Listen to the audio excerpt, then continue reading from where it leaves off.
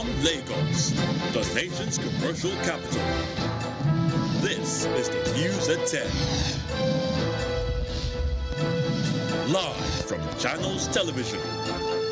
Reporting tonight, Kayode Okikiolu. Tonight,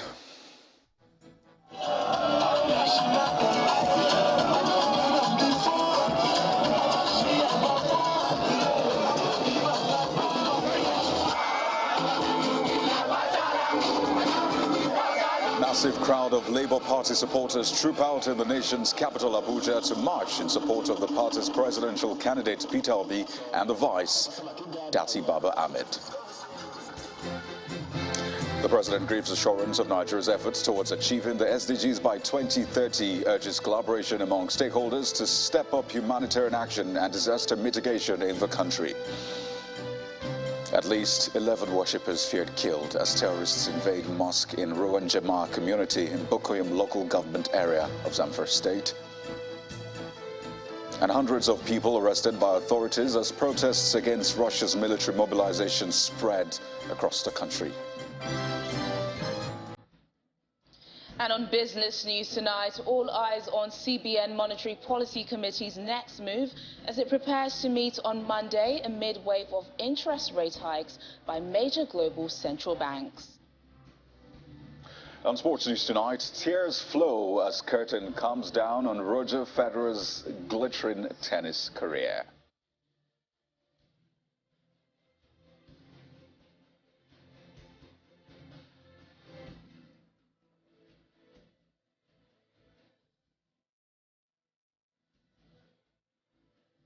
It was the turn of the nation's capital, Abuja, to play host to the massive crowd of supporters of the Labour Party presidential candidate Peter Obi and his running mate Dati Baba Ahmed, who the supporters marched through the streets of the nation's capital, Abuja, today in what they termed the mother of all rallies. Many who participated in the march say they are sending an important message to those who claim that the Labour Party has no political structure to win the 2023 presidential elections. It's a huge crowd of supporters, mainly young people, who have come out in their numbers to rally support for the presidential candidate of the Labour Party, Mr. Peter Obi, and his running mate, Dati Baba Ahmed. When I remember the looting water on our way by you.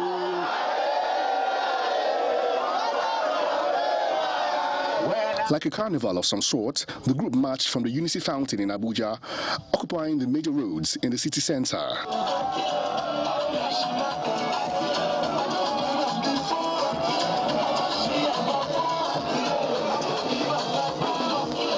The participants say they are sending a strong message to those who believe that the Labour Party candidate has no political structure to win the elections in 2023. You can see with your eyes that it's not about structure. The people are the structure. So we have come to let them know that we are taking it from their hand.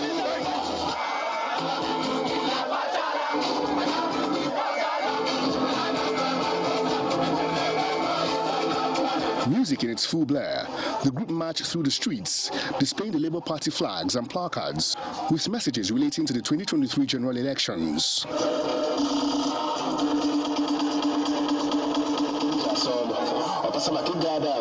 The destination is the Abuja City Gate, where the organizers of the Obi Dati movement address the crowd, advising them against selling their votes. Even when the people reject them, they will bring out money. But today, we declare, we let the collection.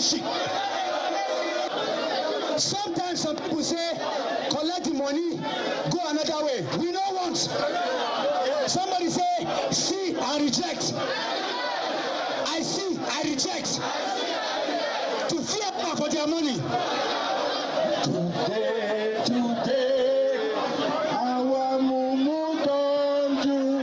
Today, our mumu don't do. Many of the participants here strongly believe that they are bringing what some people have termed a social media movement to reality. They've been saying it's a social media movement, and now we are here. Let them come down here and see us and see if we are still on social media. Look around. What are you seeing here? Is this social media? No. These are human beings. We are the structure. Is human being is the structure. But is that just a simple sentence? Let's go to the field. Then they will see the answer.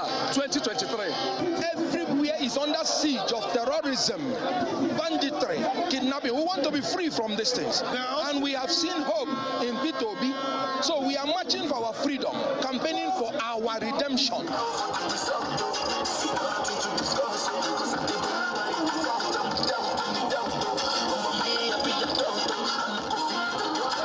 Supporters of the Labour Party presidential candidates and his running mate have in the last 1 month held rallies across the country. They are hoping to mobilize many young people to come out on election day and vote for their candidates. And now to Edo State, where a group of youths, but this time within the People's Democratic Party, has staged a peaceful protest to demand the immediate resignation from office of the party's national chairman, Senator ASUU.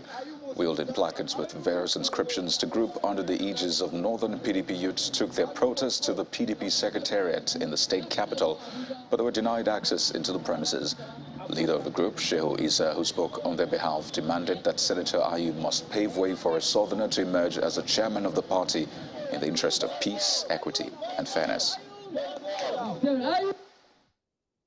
The issue why we are here is the internal crisis of our People's Democratic Party. That is why we are calling to the PDP national chairman, ASUU, to step down or to resign immediately, because at this time Nigerians need PDP. Nigerians want PDP, but with this internal crisis, I don't think we will succeed. That is why we are calling to Mr. ASUU, the PDP national chairman, for him to fulfill his promise to resign, because during the convention, ASUU promised that immediately Northern Nigeria, imagine as in PDP flag bearer, is going to resign or is going to step down. For now, we have almost 6 months now after the convention. ASUU still remain on the seat as the PDP national chairman, which is injustice. We are calling to the PDP NEC, PDP BOT, PDP caucus, PDP NWC to do justice for all. Now to the ruling All Progressives Congress APC, where the party has denied reports that all is not well within its ranks owing to the absence of the Vice President, Professor Yemi Osinbajo, on the list of the Tinubu-Shettima Presidential Campaign Council. According to the party, President Muhammadu Buhari, who is the chairman of the council, specifically directed that the Vice President and the Secretary to the Government of the Federation, Mr. Boss Mustafa, be left out of the campaign council to concentrate on the governance of the country and administration of government. A statement from the spokesperson of the Presidential Campaign Council, Mr. Festus Keyamo, says, as a responsible party and government, all the key functionaries of government cannot abandon their positions for electioneering campaigns. He added that the list is not sacrosanct, as there may be periodic review of the list as circumstances dictate. Well, outside the nation's shores, the president is given assurances that Nigeria is accelerating efforts to achieve the Sustainable Development Goals by 2030 to end poverty, protect the ecosystem, and ensure Nigerians live in peace and prosperity. President Muhammadu Buhari stated this when he unveiled the Nigeria Integrated National Finance and Framework Report, a high-level event in collaboration with the UNDP and the EU on the sidelines of the 77th session of the United Nations General Assembly. He also explained that the various developmental plans and programs for the country have all been aligned with the SDGs to advance the nation's economy.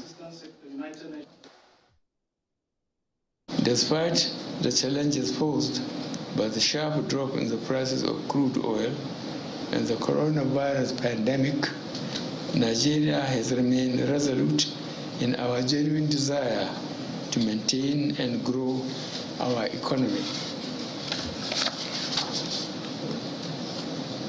The 2017 to 2020 Economic Recovery and Growth Plan, the 2020 Economic Sustainability Plan, the 2021 National Poverty Reduction with Growth Strategy, and the 21 to 2025 National Development are all aligned with the SDGs.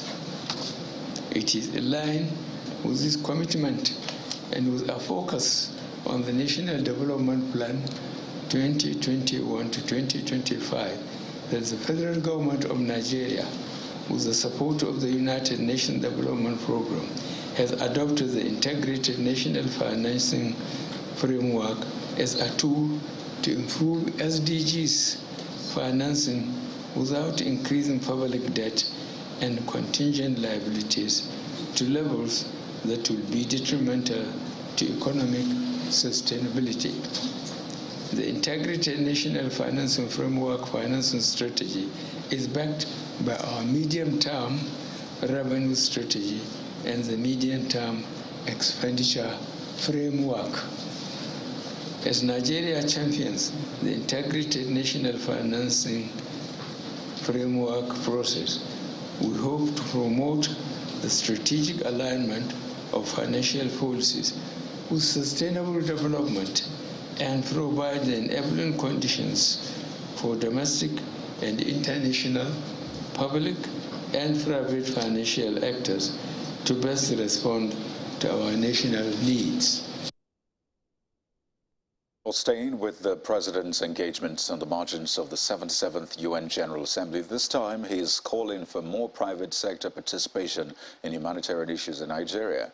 Well, President Buhari's call comes against the backdrop of lingering challenges such as the COVID-19 pandemic, climate change and insecurity.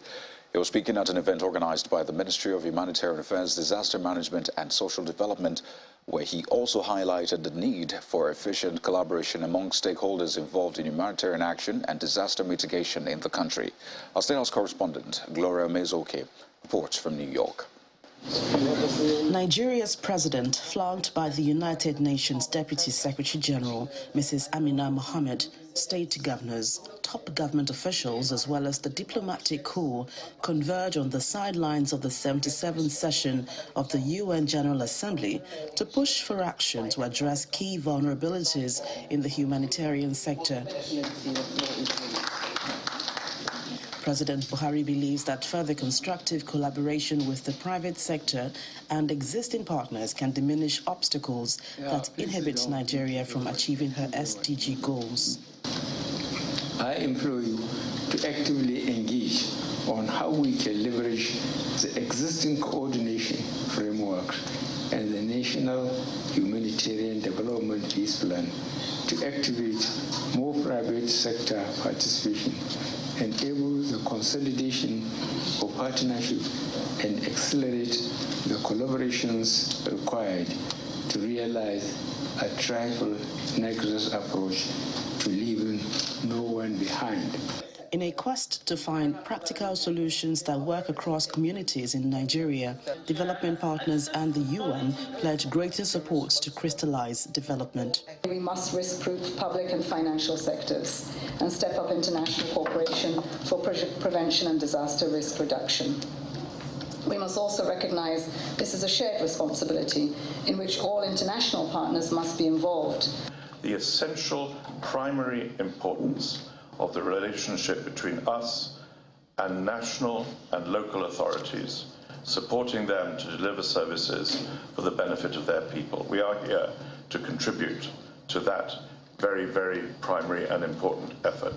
The host is confident that continuous engagement in the humanitarian space will help mitigate against hunger and poverty. The UN has always been committed to achieving the Sustainable Development Goals, the 17th agenda of the Sustainable Development Goal. One of it is eradication of poverty and also of addressing issues of vulnerabilities and also addressing issues of leaving no one behind. So this is in tandem with what the United Nations is focused on, and Nigeria will not be left behind. We're also trying to see how we can achieve that. We need a structured format for our social investment program, and I believe that a lot of efforts is being made in that direction. We must commend the ministry for it. The various events have manifestly focused on sustainable development, and the pivotal point here, according to the president, is advancing coordination, particularly of plans and policies, in such a way that it can address effectively humanitarian emergencies in the country if coordinated properly, locally and internationally. From Manhattan here in New York, Gloria Umezuke, Channels Television News. In part two, after the break, at least 11 people feared killed in an attack by terrorists on a mosque in Zamfara State. Plus, the Yangoji community in the Federal Capital Territory laments frequent attacks and kidnappings by bandits. Oh, that's in a moment. To stay with us.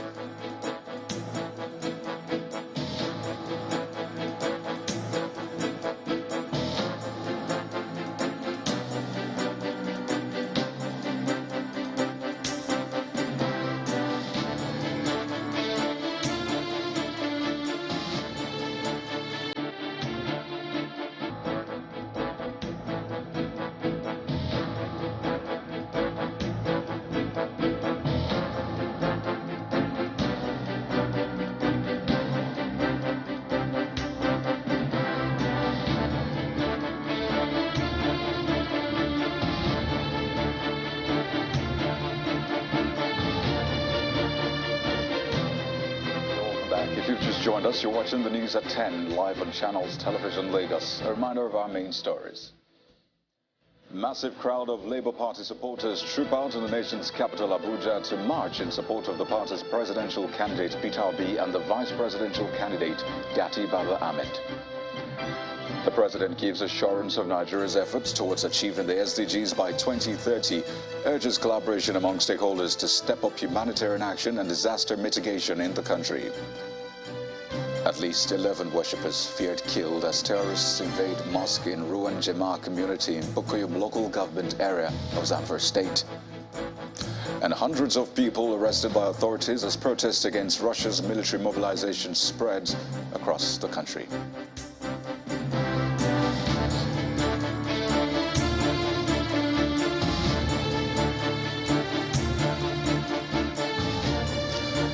Fresh information on the deadly attack in Zamfara State has it that 11 worshippers were killed when terrorists attacked a mosque in Ruwan Jema community in Bukuyum local government area of the state yesterday.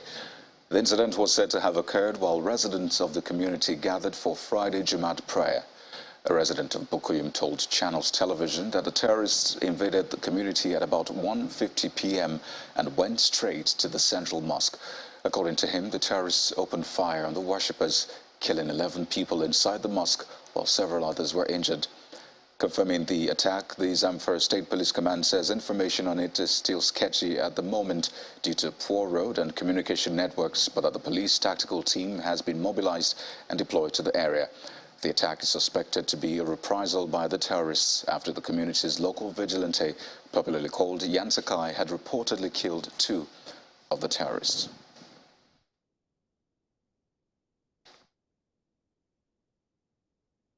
Staying with security, the police in Ondo State have refuted the reported claim by terrorist organization ISWAP that its fighters attacked a police checkpoint in Ikwele, a community in our local government area of Ondo State, southwest Nigeria.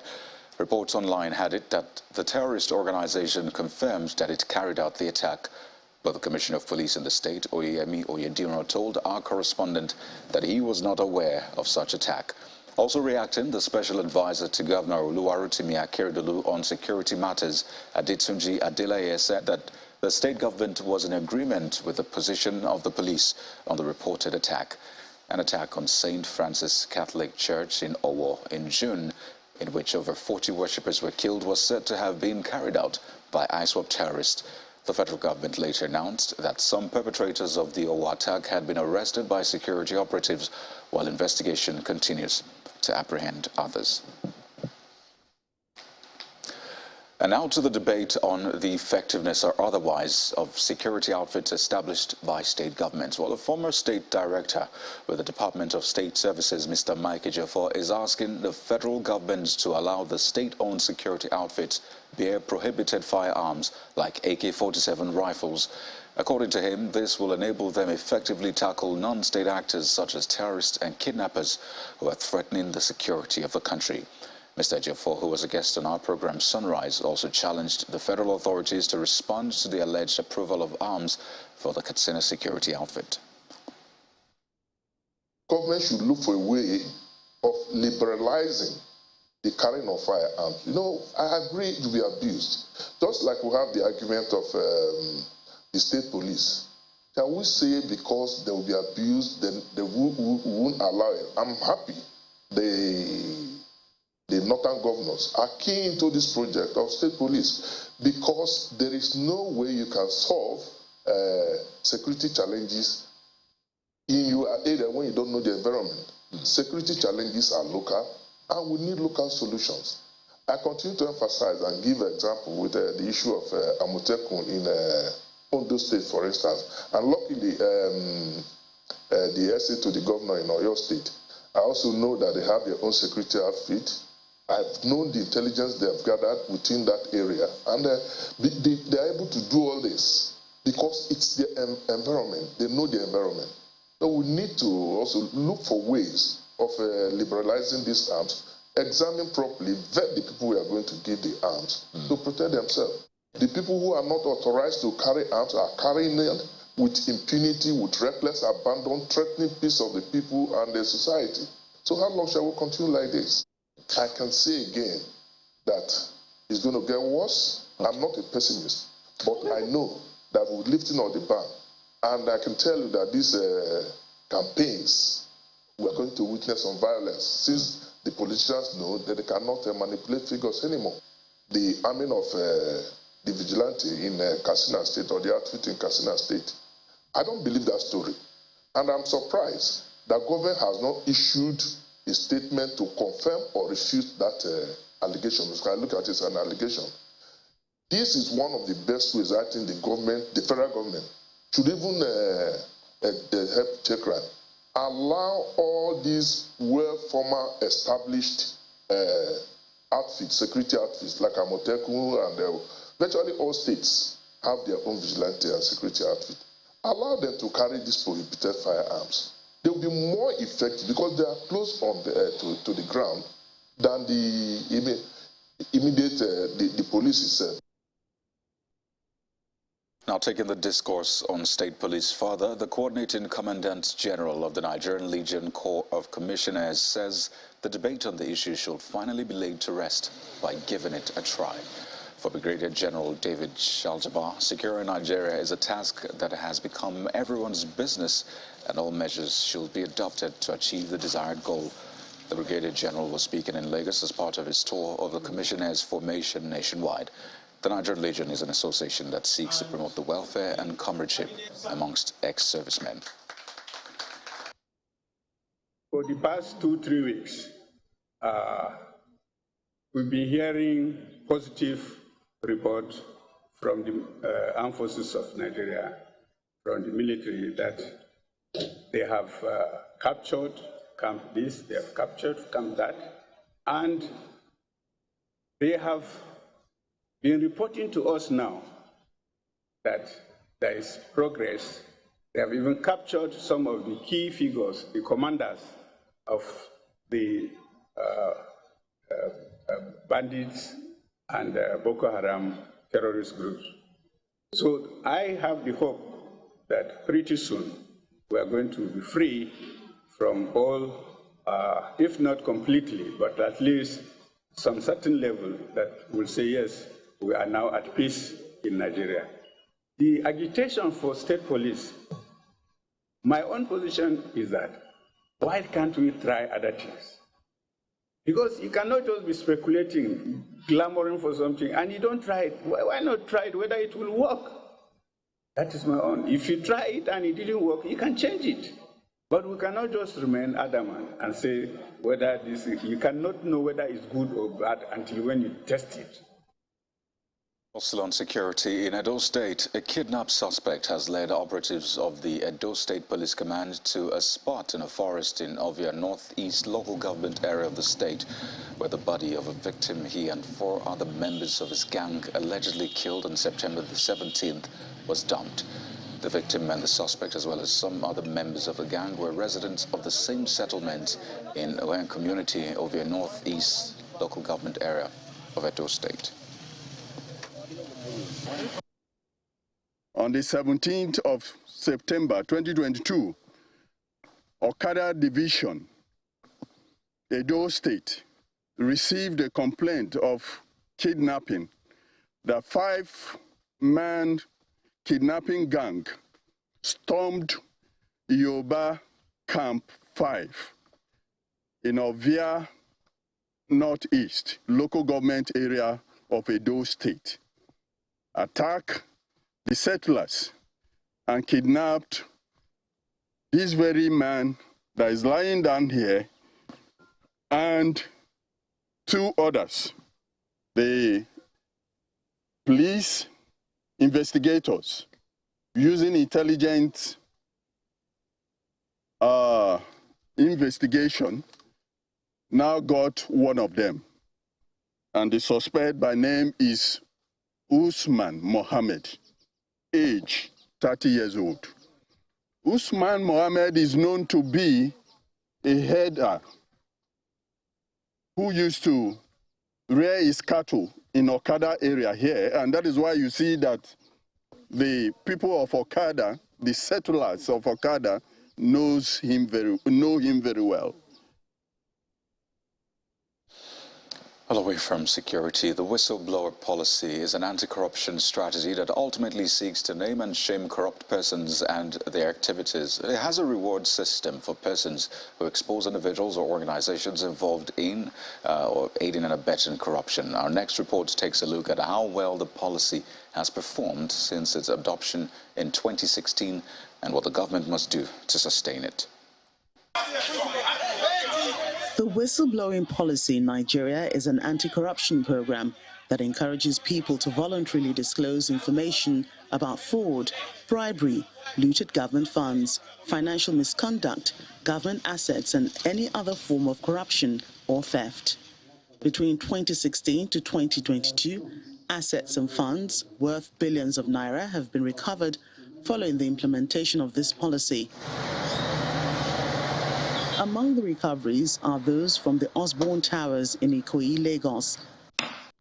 However, it seems the policy has gone underground since its adoption. The energy and the driving force behind this policy seems not to be there anymore. So whether it's going to be a department, a unit, the way we created a committee for ease of doing business, we can do the same thing for whistleblowing and make them to some extent independent. A whistleblower who provides information about any financial mismanagement or tip about any stolen funds to the ministry's portal is rewarded or entitled to a 2.5% to 5% percentage from the recovered funds by the government. The policy was launched on December 21st, 2016 by the federal government and facilitated through the Ministry of Finance.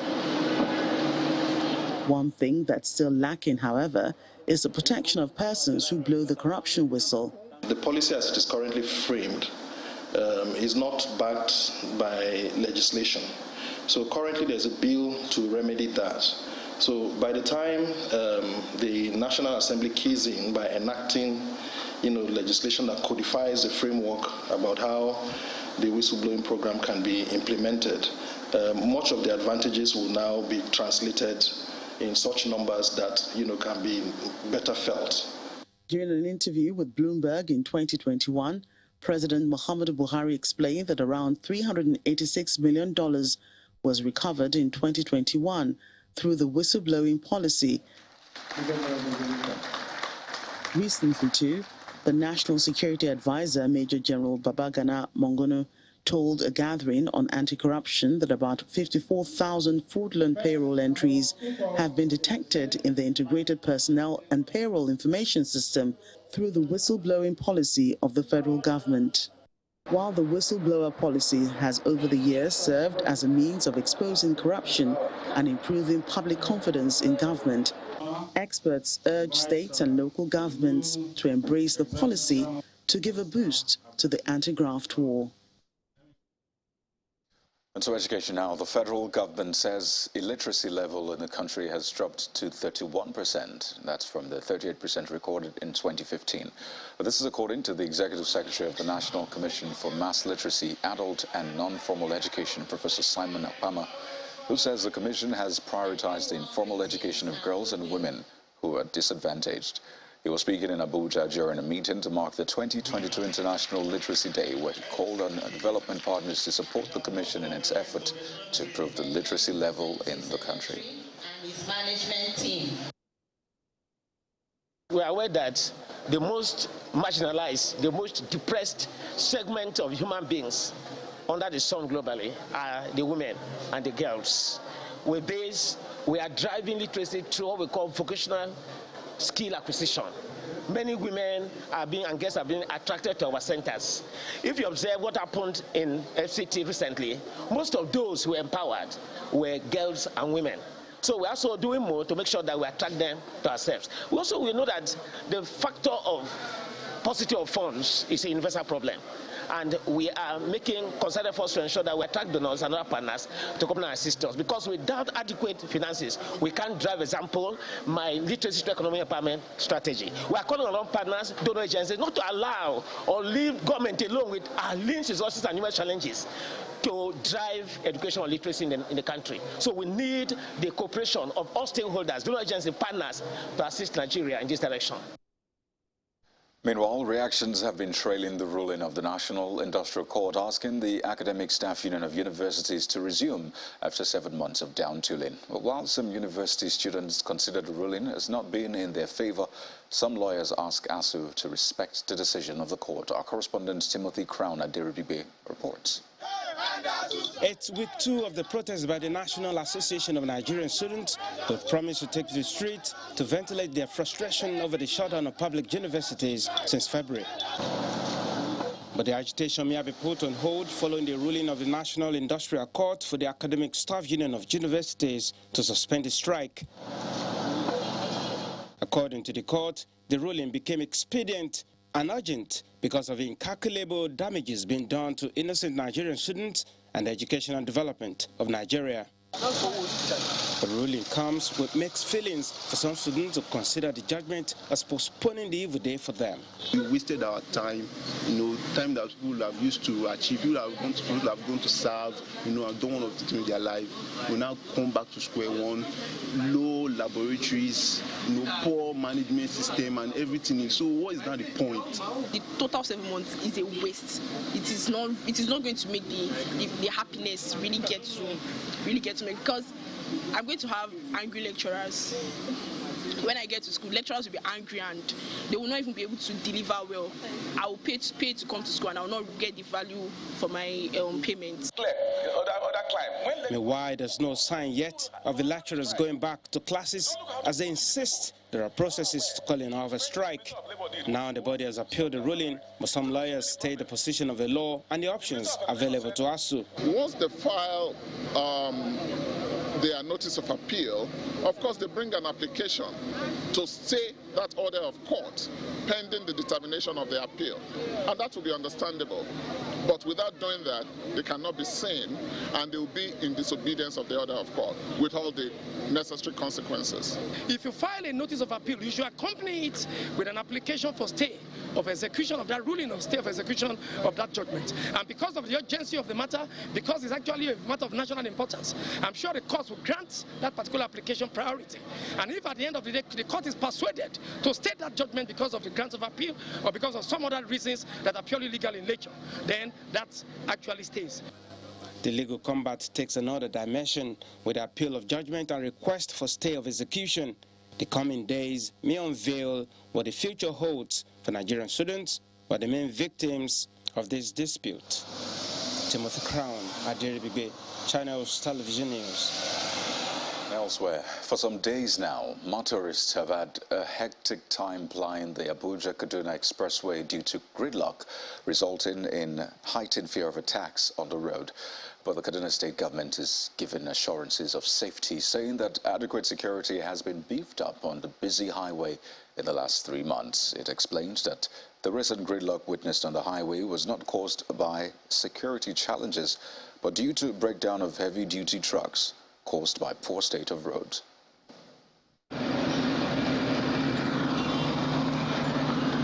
One of Nigeria's most important highways that run from the north to the south is the 165-kilometer Abuja-Kaduna Highway.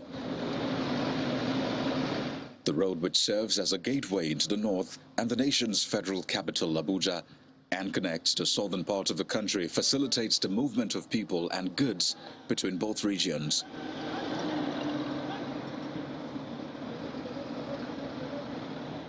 In the last 5 years, however, the road has come under threat due to the escalation of attacks by bandits and terrorists who oftentimes kidnap or kill commuters in the process.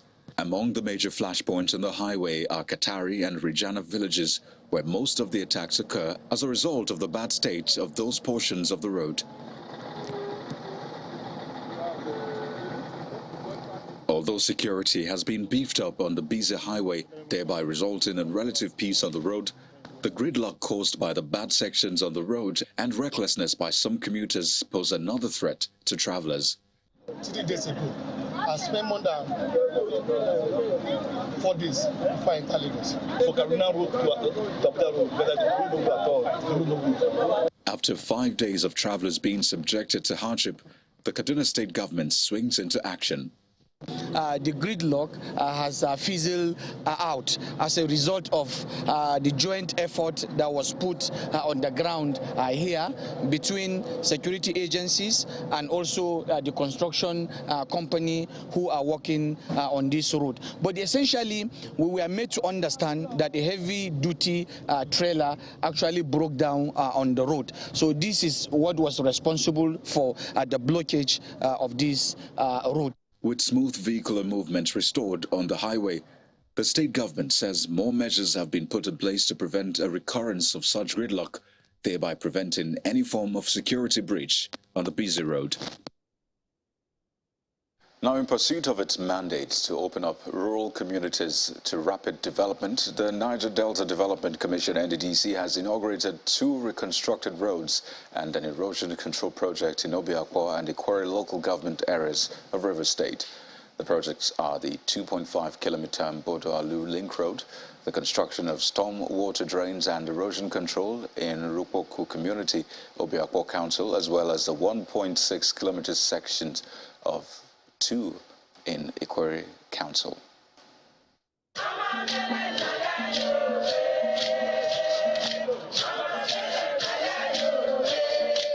It's the turn of Obiakpo and Ikwere local government areas of River State to receive the intervention from the Niger Delta Development Commission. NDDC is making efforts to open up and link rural communities in the region to increase socioeconomic activities and improve the ease of doing business.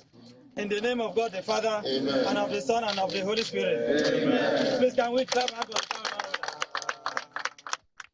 These newly constructed 2.5-kilometer Mbodo-Alu Link Road in Obiakpo local government and the 1.6-kilometer road in Okparagwa, Omagwa, in Ikwere local government area, all in River State, are footprints aimed at creating new access roads to these rural communities. Today, we are witnessing a project. For the NDDC interim administrator, the completion of the project is a testimony to the commitment of the Commission to develop the region. This is one of the good things that the government of President Muhammadu Buhari has done to the people of Niger Delta, to the people of River State, and to the people of Rupoku community, for which we remain thankful to him. Next, the NDDC team moves to the palace of the paramount ruler of Rupoku, Obiakpo local government area, to pay a courtesy visit. One of the community members applauds the NDDC for creating a route linking the Port Harcourt International Airport. It is indeed a privilege that you consider Mokotan worthy to be beneficiaries of the road construction project of NDDC, and the impact of this road has been felt by residents of the tribe. The two rehabilitated roads are expected to turn around the economic activities of the state. Well, it's a weekend before the big week of MPR decision, and Teniola Oyetayo has this and more on Business News.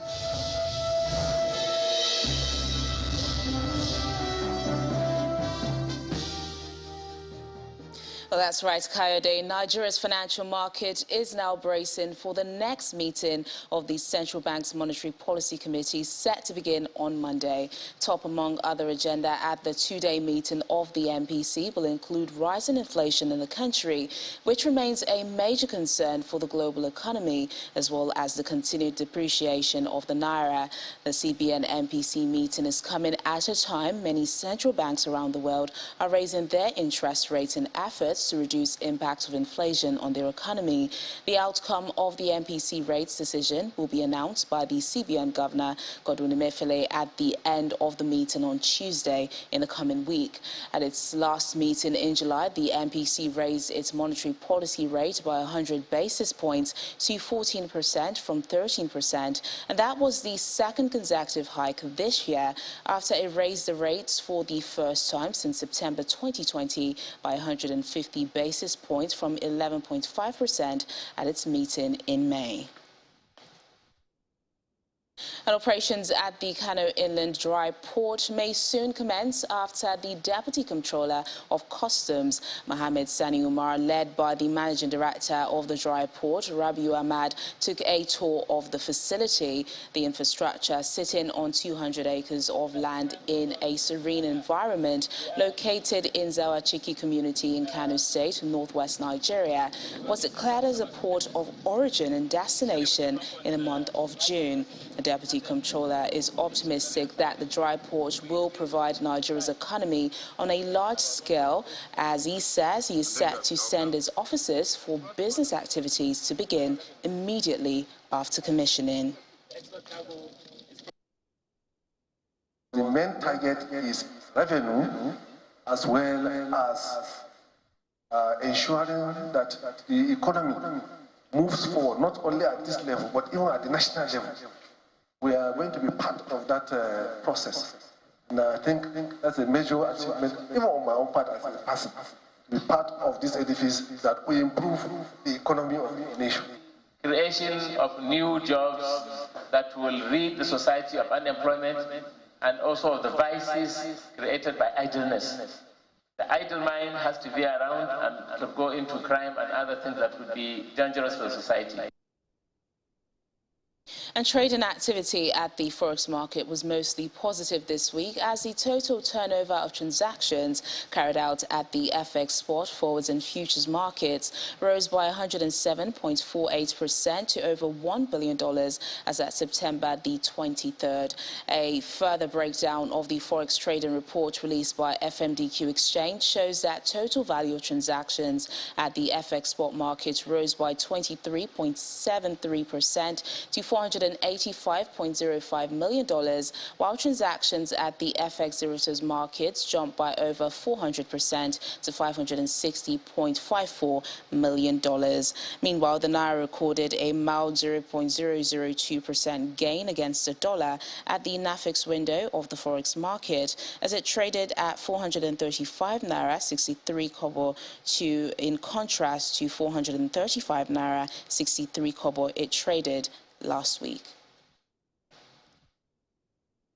Meanwhile, the domestic stock market ended the third trading week of September with downbeat sentiment as the benchmark index fell by 0.91%. At the same time, the market's overall value decreased by 241.6 billion naira to close at 26.445 trillion naira after sell pressure dominated 5 trading sessions within the week.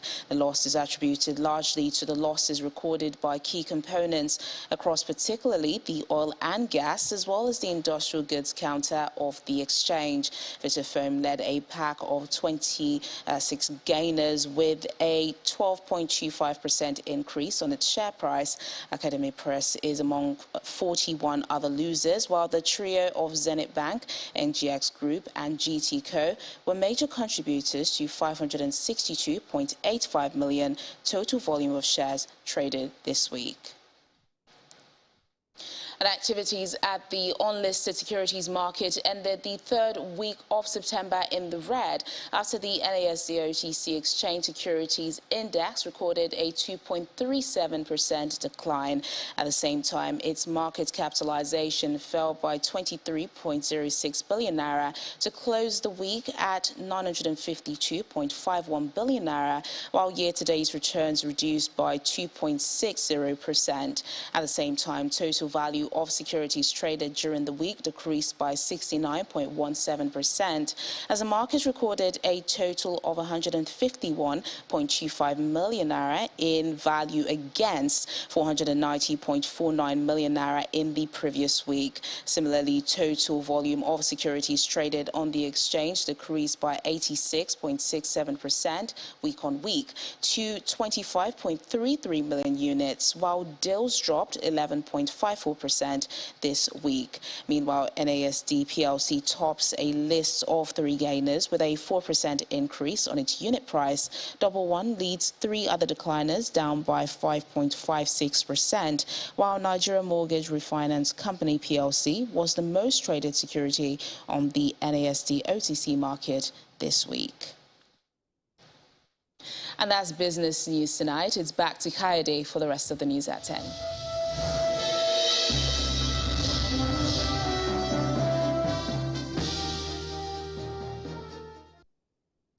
Well, back to the issue of security. Let's now bring you the story of Yangoji, a community in Kwali Area Council of the Federal Capital Territory, which is now a ghost town, as most of the residents have fled due to frequent attacks by bandits. Well, the community leader, Mr. Denteni Yakubu, told Channels Television that the attackers come to the community at night and move door to door, abducting residents. He adds that so far there have been 6 abductions in the community, and relatives of the victims had to pay ransom in cash and foodstuff to secure the freedom of their loved ones. Located on the outskirts of the Federal Capital Territory, Yangoji community in Kwali Area Council is home to most original indigenes of the FCT. They are mostly farmers. It's daytime and most of the residents are going about their businesses. However, when it is time for them to rest for the day, they find alternatives outside their homes in the community. This is because the community is not safe at night.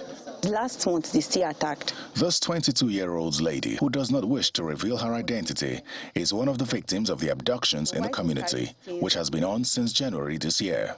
It was on the 22nd of March. We were inside the house, sleeping. We had a knock at the door. Before we knew, we started hearing people trying to boggle the door. All of us were scared because outside the house, there were people with guns just shooting on the air. I thought everything was just a kind of nightmare until I saw my dad. Shot my dad twice. But we didn't know if he was dead or alive. So they pushed us to the front. We didn't know where we were going to. That place is like a desert. The money they asked them to bring at home was around 20 million naira. They continue bargaining with them. They now said, okay, they should bring 2 million naira. But first, they are going to give them a list of provisions that they will buy. Garlic, rice, beans, red oil, Maggi. They will even ask you to buy a recharge card, like 50,000 naira. According to the community head, there have been at least 6 abductions in the community, and each time this happens, the bandits take at least 5 persons. The people living in the community are no longer sleeping in the community again. People that are packing our people inside bush, they are disturbing us. It's more than 6 times. Consequently, the community adopted the use of vigilantes, a local security force, as a means of protection, but that has not had much impact. The community now try to organize people called vigilantes. They are the ones that take charge of the security matters in the community. This is the only police post in the area, and it's been long abandoned, without any police presence in the area. However, the FCT police insist that there is ongoing heavy deployment to various communities around the nation's capital. The Kwali, we had a lot of more deployments of police officers because the IG earlier on graciously added more manpower to FCT. The situation in the community is further worsened by poor social amenities like roads and health facilities. Road is one of the challenges in the community. Like if you go to the clinic, you see a lot of workers and then lack or let me just call it poor equipment for work. Unfortunately, attempts to get the response of the chairman of Kwali Area Council, Mr. Danladi Chia, proved abortive. He did not respond to requests to have an interview with Channels Television.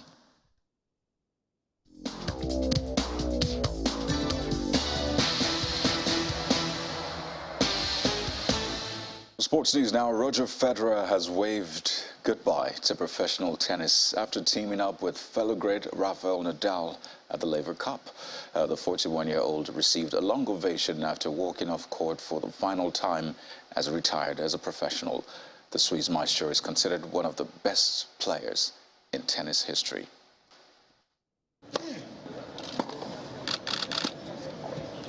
Roger Federer's glittering tennis career ends after more than 2 decades on the ATP Tour.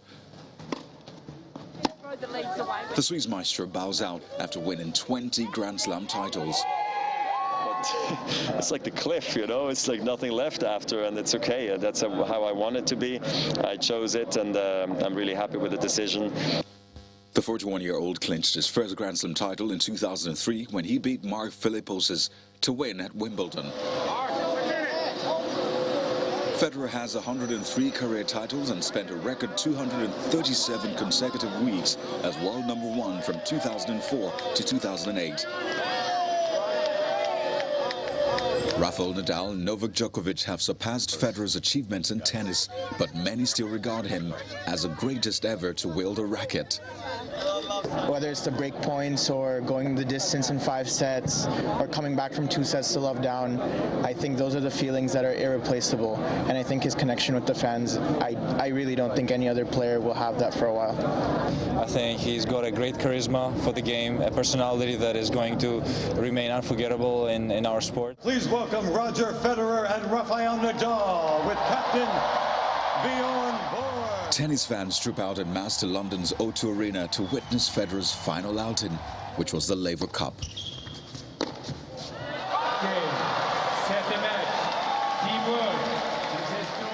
After losing in the doubles event, an emotional Federer bids farewell to professional tennis. And it feels, and it does feel like a celebration to me. I wanted to feel like this at the end, and it's exactly what I hoped for. My wife's been so supportive, and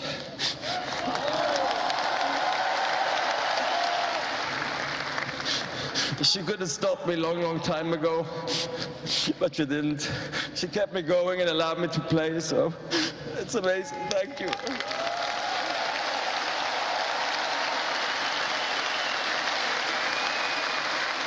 A new chapter begins as a glorious tennis career comes to an end. It's been an amazing journey. Thank you. Federer getting us all emotional there. We'll stay in tennis. Swiss veteran Stan Wawrinka retired early through injury during his Moselle Open semi-final against 7th seed Kazakh Alexander Bublik in Metz.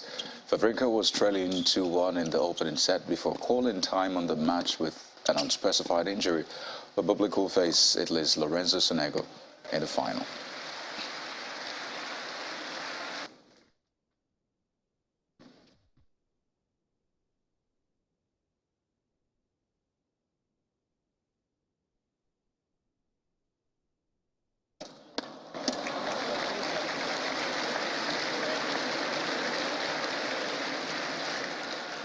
And in a semi-final clash with few opportunities on return, Lorenzo Sonego, who held his nerve to advance to his fifth tour-level final with a 7-6, 6-4 victory over defending champion Hubert Hurkacz at the Moselle Open in Metz. He stayed consistent to claim the first set tie break before converting the sole break point of the match at 3-3 in the second set to wrap a 99-minute victory.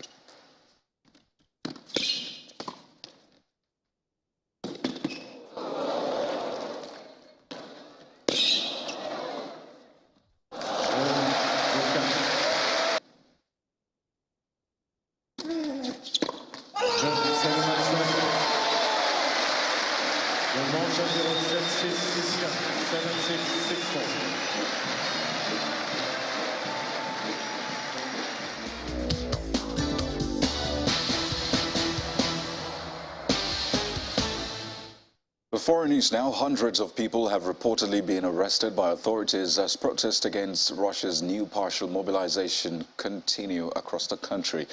According to independent reports, rights group OVD Info, 724 people were detained across 32 different cities today. Widespread demonstrations have broken out since President Vladimir Putin announced plans to draft 300,000 men to fight in Ukraine.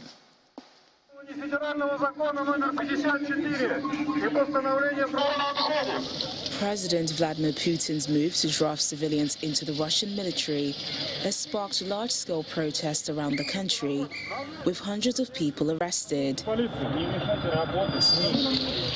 Unsanctioned rallies are illegal under Russian law, which also forbids any activity considered to defame the armed forces. Elsewhere, young Russians continue to flee mobilization by seeking to leave the country. On the border with Georgia, queues of Russian cars stretch back more than 30 kilometers. Local Russian officials have also admitted that there's been a significant influx of cars trying to cross, with nearly 2,500 vehicles waiting at one checkpoint. Finland has also seen a sharp increase in the number of Russians seeking to enter the country. When Putin has his speech, I just pack my bag and directly go to Finland. In Russia, we don't have flight tickets right now, so I have Schengen visa, and I found some cheap flight from Helsinki to Istanbul. So yeah, that was my plan, and I made it really fast. I definitely don't want to be like drafted or this kind of thing. That's for sure. But of course, I also have all my family and lots of friends in Russia, and yeah, I'm certain that they cannot leave. Like all of them cannot leave at once. So that's a problem. In other developments, the 5-day voting process in referendums on joining Russia continues in occupied Ukrainian areas in the east. Western officials say the vote is a propaganda exercise and that the result has already been decided by the Kremlin. They say this could be used as an excuse by Moscow to illegally grab Ukrainian land. But Russia claims it's given people in occupied areas an opportunity to express their views. Main news again. There was a massive turnout of Labour Party supporters today in the nation's capital, Abuja, as they marched the streets to show their solidarity with the party's presidential and vice presidential candidates, Peter Obi and Dati Baba Ahmed. And that's the news at 10 for tonight, everyone. Thank you for watching.